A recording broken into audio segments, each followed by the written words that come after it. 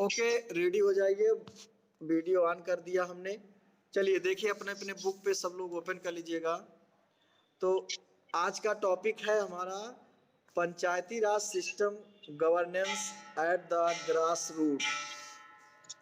आपका chapter 10 history. हाँ, good morning बेटा, ज्वाइन हो जाओ जल्दी से। Class 8 history chapter 10 India after independence का पार्ट चल रहा है। Page number 108 in footprint SST में आपका है। आप लोग ध्यान से इसको देखेंगे। ये रेमडी क्लास है, रिवीजन क्लास चल रही है आपकी। The directive principle of state policy are guidelines to the government to create a social order characterized by a social, economic and political justice to promote the welfare of people। इसमें क्या, जैसे हमें कुछ fundamental rights और fundamental duties हमारे constitution में निर्धारित किए गए हैं, और इसी तरह से डायरेक्टिव प्रिंसिपल मतलब जो सरकार को गाइडलाइन दी गई है कि state policy are guidelines to the government to create a social, मतलब सरकार को एक गाइडलाइन है कि वो एक सोशल आर्डर को क्रिएट करे, उसको बनाए एक तरह से।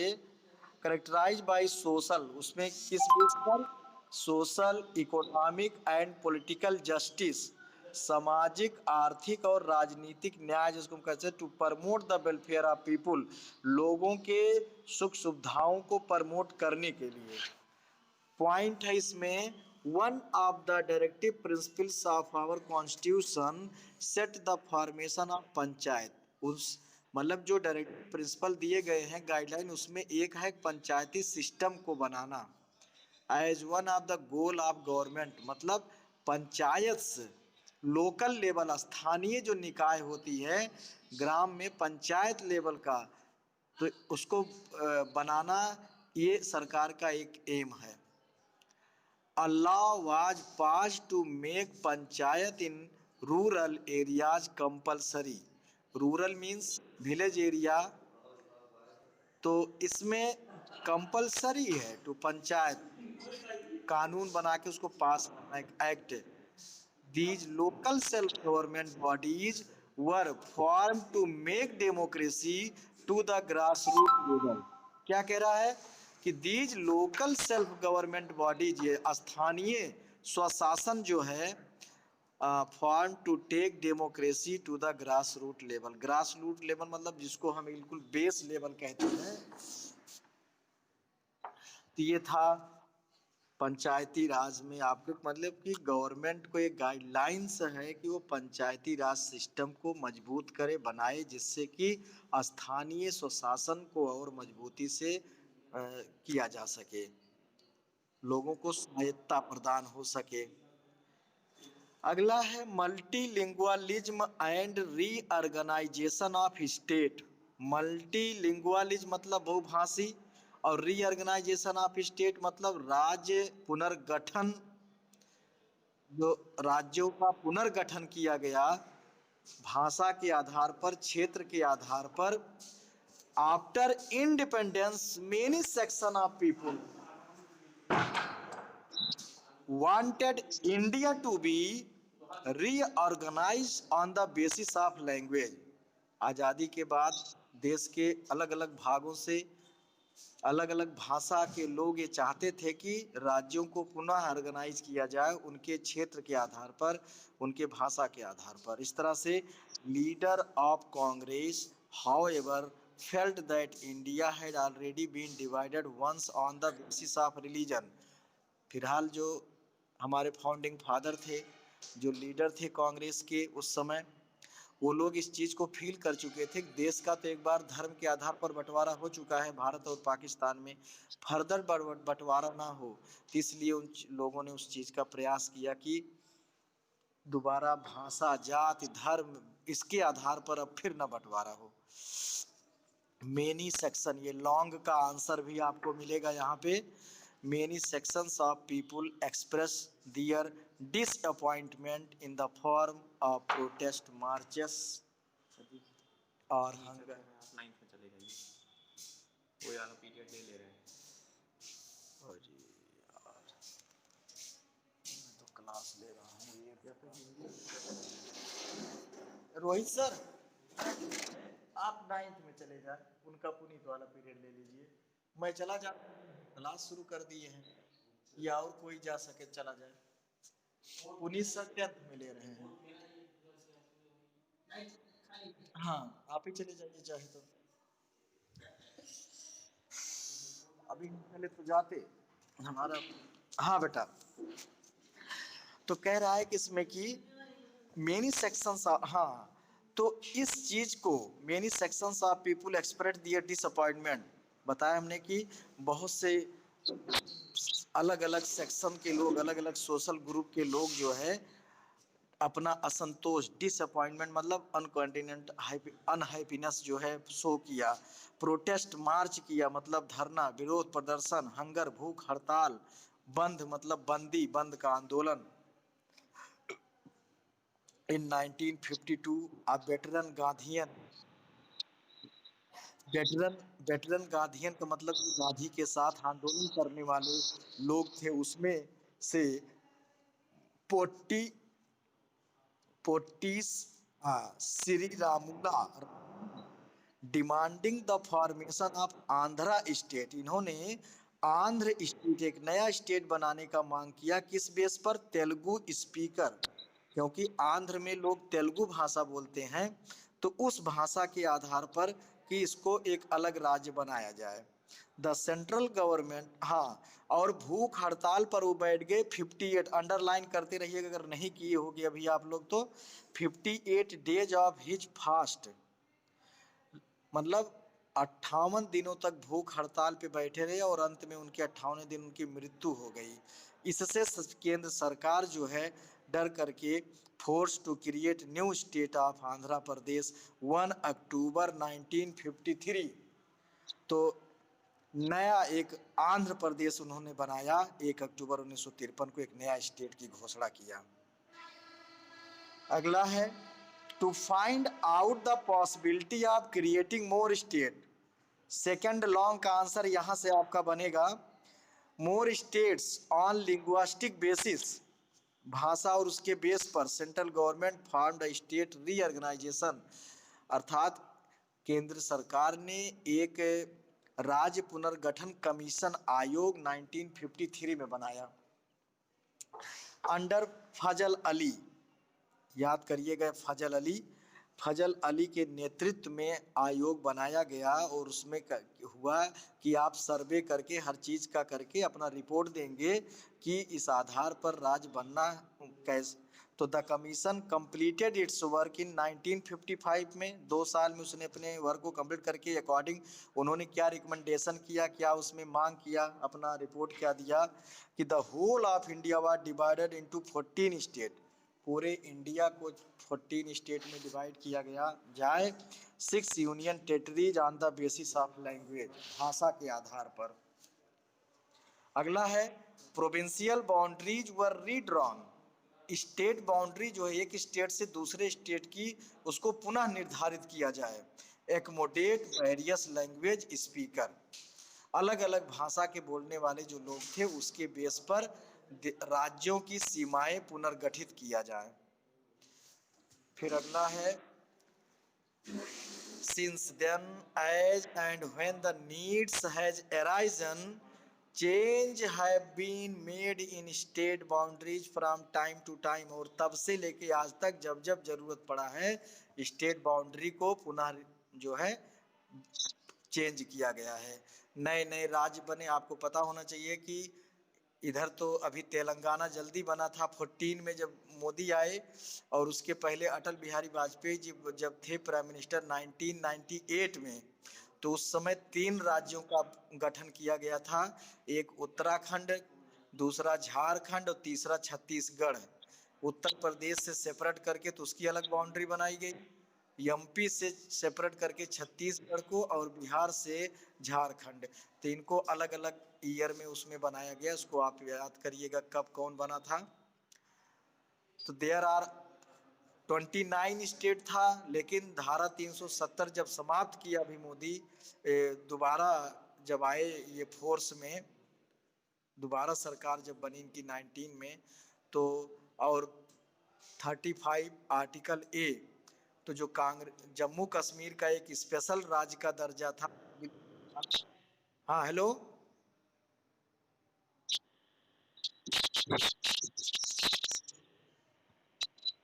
नहीं, दोनों में एक ही में थोड़ा सा डिफरेंस है, बहुत क्लियर तो फिलहाल मुझको भी नहीं है, क्योंकि बहुत ज़्यादा हमने कॉन्स्टिट्यूशन पर ध्यान नहीं दिया है कि आर्टिकल दोनों में 370 था जो कि स्पेशल राज्य का दर्जा था जम्मू कश्मीर का, भारत में होने के बावजूद एक तरह से वो एक अलग था कि उस पर बाध्य नहीं था कि भारत की चीज़ों को। और 35A शायद यही है कि जो जम्मू कश्मीर में कोई अपनी ज़मीन नहीं ले सकता था, वहाँ परमानेंट अपना घर कोई नहीं बना सकता था, जम्मू कश्मीर का अपना अलग फ्लैग था, ये सब चीज़ें थी, तो जिसे समाप्त करके एक भारतीय उसको धारा में जोड़ा गया, जो कि जब हरि सिंह थे उसी समय ये हो गया था। लेकिन पंडित जवाहरलाल नेहरू जो है उस चीज़ को उतना नहीं ध्यान दिए, और उन्होंने कहा कि ये बात हम द्विपक्षीय वार्ता के तहत सुलझाएंगे, और तब से मामला चलता रहा, जबकि उन्होंने साइन उसी समय कर दिया था कि हम भारत में विलय कर रहे हैं, भारत के अभिन्न अंग होंगे। आज देखिए वहाँ पे जो लीडर्स हैं वो कितना विरोध कर रहे हैं कि इसको वापस लिया जाए, वापस लिया जाए,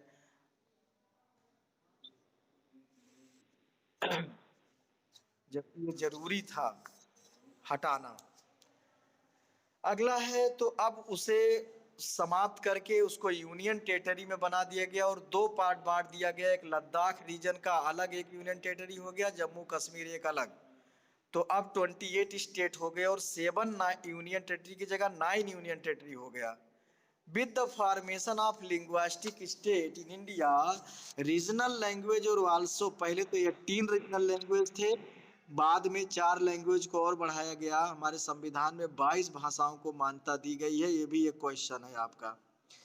have been accepted, fill in the blank, या किस में है ये, इन द 8th शेड्यूल, कौन से में, 8वें शेड्यूल कॉन्स्टिट्यूशन, हमारे भारत के संविधान के 8वें शेड्यूल में जो है 22 भाषा को मान्यता दी गई है। अब इसमें है व्हिच लैंग्वेज हैव बीन, कौन कौन सी भाषा है, तो इसको आप सर्च आउट करिए, आपके लिए वर्क है ये। अब नेक्स्ट पॉइंट हमारा equitable economic development. Equitable economic मतलब समान आर्थिक विकास सबके लिए हो। Independence post the challenge of lifting India, आज़ाद भारत के लिए एक सबसे बड़ा एक चैलेंज था, कैसे भारत को ऊपर उठाया जाए, उसका डेवलपमेंट किया जाए, क्योंकि उस समय भारत में कुछ भी नहीं बनता था।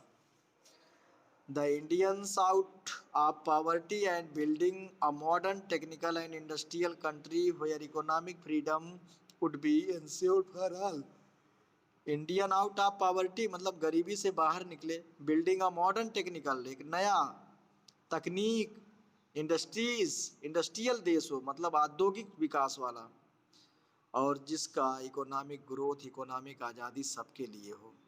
To tackle these challenge, the Constituent Assembly decided to go for mixed economy under, हमारी इकोनॉमी मॉडल क्या है, मिक्स्ड इकोनॉमी मॉडल है। तो इसी प्रॉब्लम को सॉल्व करने के लिए संविधान सभा ने इस पे डिसाइड किया था कि मिक्स्ड इकोनॉमी होगी, where both the state and private sector would play important and complementary, complementary पढ़ते हो मैथ्स में, पूरक, कोट पूरक समपूरक पढ़ते हो आप, 90 डिग्री का जो कम्प्लीमेंट्री होता है, सम ऑफ 90, उसको हम कम्प्लीमेंट्री एंगल बोलते हैं। Roles in increasing production and generating job, तो इसमें दोनों का रोल होगा, पब्लिक सेक्टर मीन सरकारी और प्राइवेट सेक्टर निज, प्राइवेट जो है, और जॉब को जनरेट करने में दोनों की भागीदारी होगी, दोनों का क्षेत्र के विकास में भागीदारी होगी।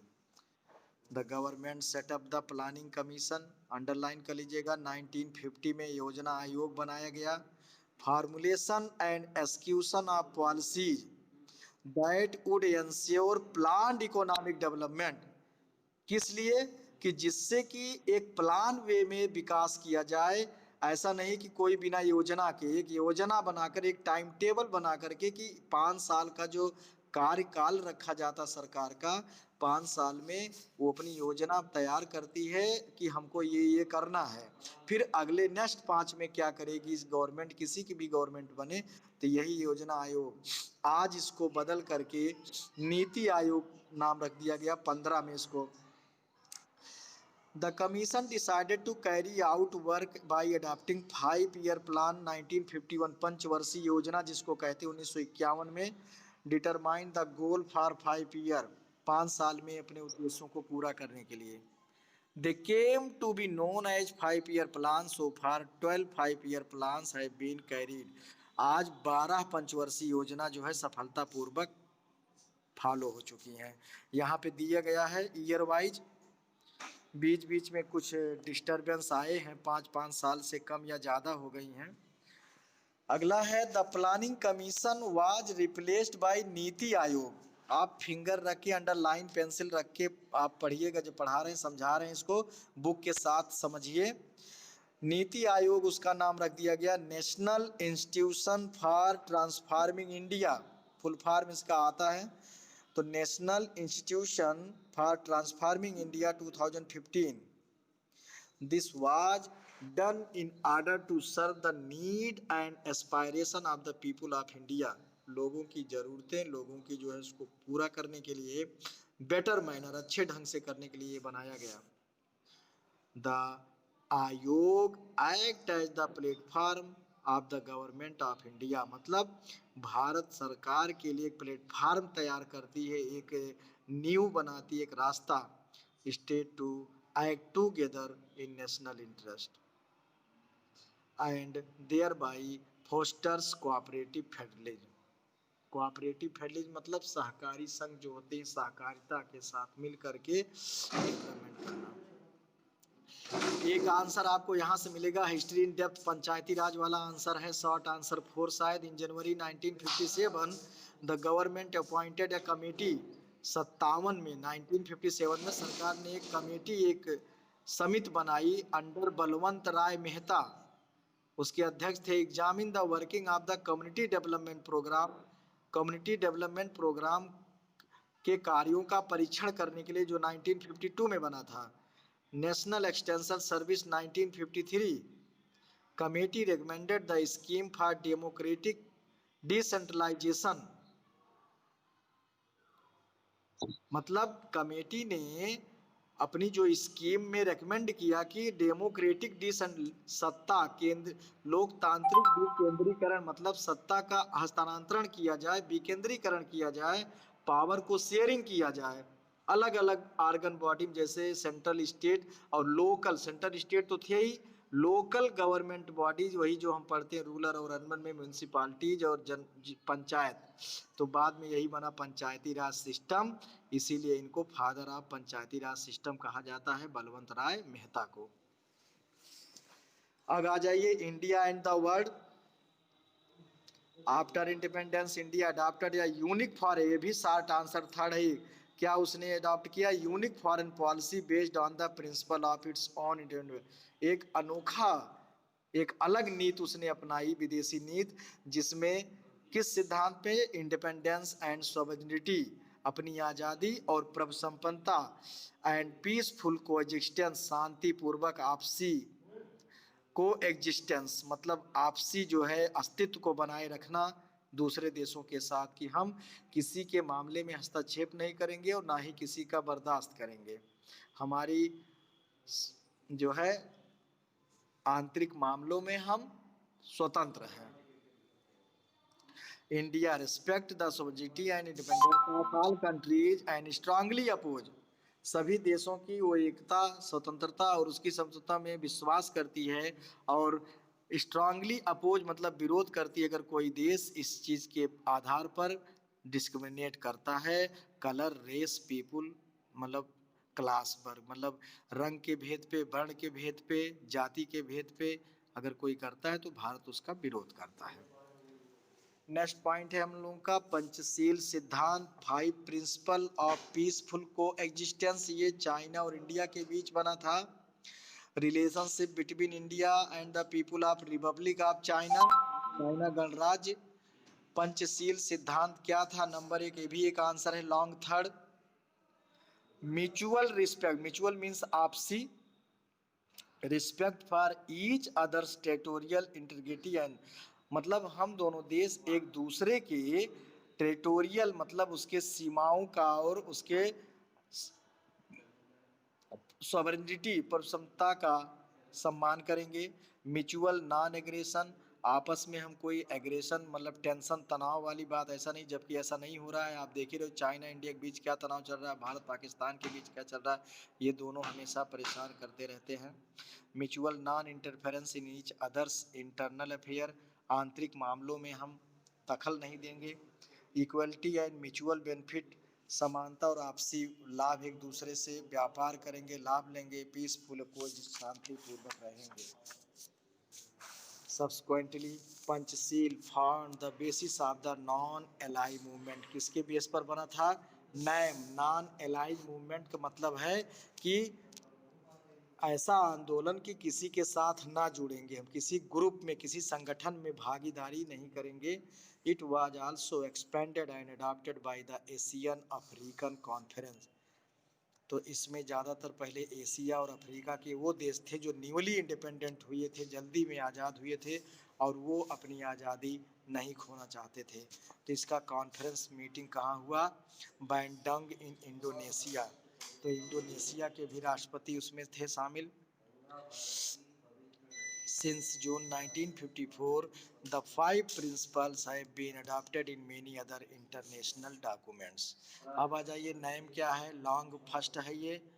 Shortly after second world war के बाद जो है यूनाइटेड नेशन बना, शांति, आपसी देशों के बीच शांति बनाए रखने के लिए, दोबारा विश्व युद्ध ना हो इसको रोकने के लिए। लेकिन धीरे धीरे दो ब्लॉक बनने लगे, दो ग्रुप बनने लगे मेजर, एक यूएसए और उसके साथ कुछ कंट्रीज शामिल हो गए, दूसरा रसिया यूएसएसआर, सोवियत रूस जिसको हम कहते हैं, यूनाइटेड स्टेट ऑफ सोवियत रूस was called the eastern block. 1950-60 मतलब 50 से 60 के बीच एक तनाव का दशक था, बिटर कोल्ड वार, आपसी जो है शीत युद्ध देशों में चल रहा था। लेकिन numerous military pacts and alliance also divided the people of different countries. This was also the period when colonial empire, और ये उस समय का दौर चल रहा था जब पुरानी colonial empire जो निवेश थे, विदेशी उपनिवेश, वो धीरे धीरे समाप्त हो रही थी और नए नए कंट्री जो है अपनी आज़ादी को पा रहे थे। तो वो आज़ादी ना हमारी जाए और हम किसी के साथ ऐसा ना जुड़े, इसलिए नाम बनाया गया और उसमें हमारे प्राइम मिनिस्टर प्रधानमंत्री जवाहरलाल नेहरू और टाइटो जो है यहाँ के थे, यूगोस्लाविया, और नैसर इजिप्ट के थे, इन लोगों ने इसका निर्माण किया। It was this the backdrop that the non-aligned movement name came into existence. The founding father name were पंडित, ये भी एक आंसर है शॉर्ट या वेरी शॉर्ट में, वन वर्ड आंसर में, सेंटेंस में। Jawaharlal Nehru, president Tito of Yugoslavia, president Nasser of Egypt, NAM अर्ड। तो इसको ज्वाइन करके इसका पहला समिट जो बनाया गया बेलग्राड में, जो यूगोस्लाविया की राजधानी है बेलग्राड, 1961 में। अब आ जाइए यूनाइटेड नेशन। 1945 में 24 अक्टूबर को यूनाइटेड नेशन बना, जिसको क्वाइन जो किया, नाम यूनाइटेड नेशन का किया, उस समय राष्ट्रपति थे अमेरिका के Franklin D Roosevelt. Franklin D Roosevelt ने उसको क्वाइन किया था, नाम उसका प्रमोट इंटरनेशनल कोऑपरेशन, अंतरराष्ट्रीय कोऑपरेशन, सहयोग संघ के लिए ये बनाया गया था, और जिससे कि prevent the outbreak of war, युद्ध को रोका जा सके। Indians have held important post, Bharat, कई भारतीय जो है आज भी और पहले भी उसमें इम्पॉर्टेंट पोस्ट पर थे और हैं। विजय लक्ष्मी पंडित जो इनकी बुआ थी जवाहरलाल नेहरू की बहन एक तरह से, ये प्रेसिडेंट बनी जनरल असेंबली की 1953 में, अंडरलाइन कर लीजिएगा। India is a non permanent member, आज जो है अस्थाई मेंबर है सुरक्षा परिषद का। अस्थाई मेंबर के लिए होती है, लेकिन चाइना जो है वीटो पावर नहीं करता इसमें। TT Krishnamachari, a member of the constituent assembly, ये संविधान सभा के सदस्य थे। इन्होंने फ्रॉम द साउथ वार्ड, दक्षिण से थे, और इन्होंने चेतावनी दी थी कि अगर हिंदी को राष्ट्रभाषा बनाया गया तो साउथ के कई राज्य जो है भारत से अलग हो जाएंगे। फिलहाल ऐसा नहीं हुआ, हिंदी को राष्ट्रभाषा दर्जा आज भी नहीं मिल पाई है संवैधानिक रूप से। इंडिया एंड इट्स नाइबर, तो भारत और उसके पड़ोसी देश, जैसा कि आप जान ही रहे पड़ोसी देश कौन है हमारे। नॉर्थ में चाइना, नेपाल, और इधर आपका जो है तिब्बत। नॉर्थ ईस्ट में आपका मिलेगा भूटान, और उधर जो है ईस्ट में बांग्लादेश और म्यांमार है। नॉर्थ वेस्ट में पाकिस्तान और अफगानिस्तान है। साउथ में आपका एक इधर जो है श्रीलंका है, और इधर मालदीव है अरेबियन सी में। तो इनके बीच में आपसी संबंध करने के लिए बनाया गया SAARC, SAARC, south Asian association. ये है आपका, देखिए, south Asian association for regional cooperation, और जिसमें इंडियन रोल प्ले किया है। बहुत बड़ा योगदान भारत का है इनको जोड़ने में, बनाने में, आपसी सहयोग जिससे हम एक दूसरे का हो सके। हाँ hello, South Asian association for regional cooperation, SAARC. Last point चल रहा है ये, इनटू एग्जिस्टेंस इन 1985। अंडरलाइन कर लीजिएगा, ये भी शॉर्ट आंसर है वन लाइन का। 1985 में ढाका में बनाया गया था, बांग्लादेश की जो कैपिटल है। Objective to promote peace and socio economic, शांति बनाए रखने के लिए और सामाजिक आर्थिक कोऑपरेशन सहयोग। Among the 8 countries of South Asia, कौन कौन है साउथ एशिया के? India, Bangladesh, Sri Lanka, Pakistan, thank you बेटा, भूटान। वीडियो को अच्छे से वॉच जरूर करिएगा आप लोग, और लाइक और सब्सक्राइब भी करिएगा। भूटान, नेपाल, मालदीव एंड अफगानिस्तान। और अब आ जाइए चैलेंजेस फेसिंग, इसमें भी आंसर है लॉन्ग आपका। Contemporary India, India is the biggest democracy, सबसे बड़ा लोकतंत्र है। अमेरिका सबसे ओल्डेस्ट लोकतंत्र है। Our great regard for democratic values have been afford through various general election. आप जान ही रहे हैं कि इलेक्शन 5 साल पे होते हैं। लोकसभा इलेक्शन शुरू हुआ 1991 में, पहला आम चुनाव शुरू हुआ, उसके बाद से आज तक कितने चुनाव हो चुके हैं, और जिसमें धीरे धीरे देश प्रगति की ओर ही बढ़ रहा है। आज हम काफ़ी चीज़ों में आत्मनिर्भर हैं। टेक्नोलॉजी, IT क्षेत्र में हम सबसे ज़्यादा डेवलप हैं, और लेकिन फिर भी कुछ चीज़ों में अभी प्रॉब्लम है। अब जैसे यहाँ पे है, it is making great progress in the field of, किस किस क्षेत्र में हम लोगों ने ज़्यादा डेवलप किया है? इंफॉर्मेशन टेक्नोलॉजी में, IT, स्पेस साइंस में, अंतरिक्ष विज्ञान, न्यूक्लियर टेक्नोलॉजी, परमाणु क्षेत्र में, ह्यूमन रिसोर्स डेवलपमेंट, मानव संसाधन। इन 1974 में पहला परमाणु परीक्षण किया गया था पोखरण में। उसके बाद फिर 1998 में 5 लगातार किए गए प्रधानमंत्री अटल बिहारी वाजपेयी के नेतृत्व में। और missile man APJ Abdul Kalam उसमें थे, और नाम इसको दिया गया operation Shakti. The Indian space research organisation ISRO ने पहला सैटेलाइट आर्यभट्ट बनाया, लेकिन हमारे यहाँ प्रक्षेपण यान उस समय केंद्र नहीं था, हमने सोवियत यूनियन के मदद से किया था।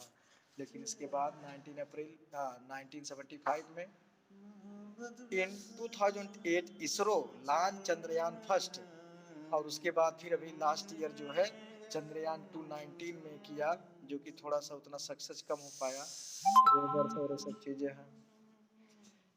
However, the country still suffer। अब इसका एक पॉइंट हो गया, क्या डेवलप है और क्या सफर। लॉन्ग आंसर में इसका दोनों पॉइंट है। आज हम कई चीज़ों से सफ़र कर रहे हैं। बिटवीन रिच एंड पुअर के बीच में आज भी खाई बनी हुई है, गल्फ, गरीबी, ऊंच नीच। काहे भाई, have benefited more from economic development than other. जो आज रिच है वो ज़्यादा इकोनॉमिक डेवलपमेंट कर रहा है, और जो गरीब है उतना लाभ वो नहीं ले पा रहा है। अनएम्प्लॉयमेंट, बेरोजगारी की समस्या अभी भी बनी हुई है, क्योंकि पॉपुलेशन आज इतनी सबसे ज़्यादा है। सीरियस प्रॉब्लम है। और एजुकेशनल सिस्टम, हमारे आज जो एजुकेशनल सिस्टम है वो भी सफ़र कर रहे हैं। defects and shortcoming, literacy standard are still dismal, housing facilities सबको आज घर नहीं है फिलहाल। अरे सब हमारे ही पीछे पड़े हैं सब। तो फिर भी अभी जो गवर्नमेंट है हमारी 2022 तक सबको घर देने के लिए वादा किया है कि जो गरीब हैं, जो जिनके पास घर नहीं है, उनको घर प्रधानमंत्री आवास योजना शहरी और ग्रामीण के तहत सबको शौचालय, सारी चीज़ें चल रही हैं, विकास चल रहा है। लेकिन इतनी पॉपुलेशन है तो समस्या तो होगी ही। Despite institutional provision which declare the practice of untouchability, जैसे आज हमारे संविधान में जो है अनटचेबिलिटी को पनिशेबल कर दिया गया, इलीगल माना गया, लेकिन फिर भी अभी देखने को मिलता है ये भेदभाव। जेंडर इनइक्वलिटी, लिंग भेदभाव, कास्टिज्म, जातीयता, कम्युनलिज्म, समाजवाद और major challenge which India faces, आज ये सब बड़े बड़े चैलेंज हैं जो भारत जिसका सामना कर रहा है और इनको हमें मिल करके सबको दूर करने की ज़रूरत है। और यही है पूरा आपका चैप्टर। तो यहाँ पे है कनेक्ट टू हिस्ट्री में 1951 only 27% male and 9% female were literate. 1951 में 27% पुरुष और 9% महिला शिक्षित थीं, लेकिन 2001 में ये बढ़ करके 75% लगभग और पुरुष और 54% महिला, आज और भी बढ़ चुका है ये। तो ये सब चीज़ें हैं। यहाँ पे आपका चाइना के बारे में उन्हें डिक्लेयर किया था, कुछ पॉइंट दिए गए, इसको पढ़िएगा। चाइना जो है 46 से लेके 49 में वहाँ पर भी सिविल वार, आपसी युद्ध चल रहा था आंतरिक पार्टियों को बीच में लेकर के पावर को हथियाने के लिए। सीपीसी और the Kuomintang party, CPC led by Mao Zedong और China PRC in Beijing on 1 October 1949 में इनकी जो है गवर्नमेंट बनी under the Kuomintang was force to shift the Taiwan. तो जो है उनको फोर्सली शिफ्ट होना पड़ा ताइवान, और जिसकी कैपिटल है ताइपे। तो आज हम चीनी, जो चीन के अधीन में, उसको हम चीनी ताइपे कहते हैं। तो ये पॉइंट था बेटा, इसको आप अब आज अच्छे समझिए, पढ़िए, पुनः रिवाइज करिए और अपने पूरा हिस्ट्री 1 to 10 चैप्टर, पूरा जियोग्राफी आपका 11 to 19 चैप्टर और सिविक्स 20 to 26 चैप्टर तक जितना भी है 27 चैप्टर तक वेल कंप्लीट करके एक एक पॉइंट अच्छे समझ के फिर मैंने बोला था 2-2 4-4 लोग आकर के चेक करवा सकते हो। अपनी तैयारी करिए, रिवाइज करिए, वीडियो को सब चैनल पर मिलेगा, वीडियो पढ़िए, वॉच करिए, जिसको ना समझ में आया हो, क्वेश्चन आंसर जो नहीं समझ पाए वो समझें, पूछें दोबारा, लेकिन करें ज़रूर, अच्छे से तैयारी करिए और जो अब बोलोगे अगला रिवीजन होगा वो। तो लेकिन ज्वाइन ज़्यादा से ज़्यादा होइए, क्योंकि बिना ज्वाइन के समझ में नहीं। आज कितने लोग जुड़े हैं? 1 2 3 4 5 6 7 8 लोग दिख रहे हैं, बताइए। कीर्ति, सक्षम या और तमाम लोग का पता नहीं है। ठीक है, कोई बात नहीं है, जो जुड़े उनको फायदा मिला, बाकी वीडियो जाएगा, पढ़िए समझिए, लेकिन कंप्लीट रखिए।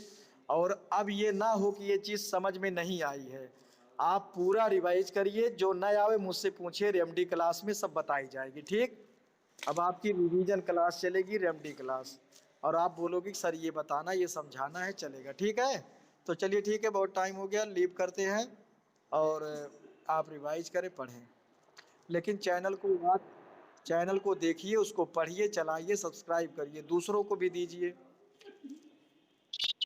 Okay, welcome.